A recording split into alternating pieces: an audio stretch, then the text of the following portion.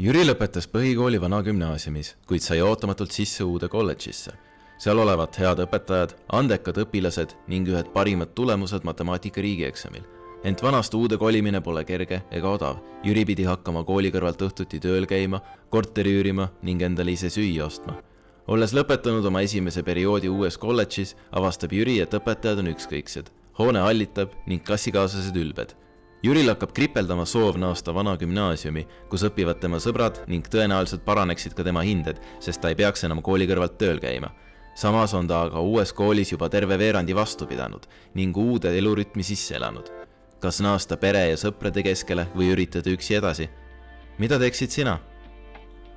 Hoolimata sisetundest on Jüril raske otsustada vanasse kooli naasmise poolt, kuna sellise otsuse langetamist raskendab mõtteviga, mida tuntakse kui sunk cost fallacy. See kallutab inimest juba tehtud otsusele kindlaks jääma, sest vastasel juhul tundub nähtud vaev tühine. Kui juba, siis juba.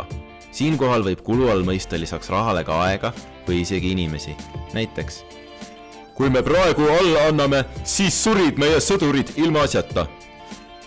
Endise klassivenna salajane ärivõrgustik pole veel tulu tootnud, aga ma olen investeerinud juba mitu tuhat. Mul on vaja see raha tagasi teenida.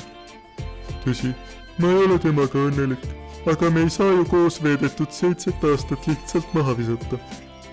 Seega, enne kui tõttame päästma kulutatud aega või raha, mille tagasisaamine on tegelikult võimatu, võime hoopis meenutada üht vanasõna.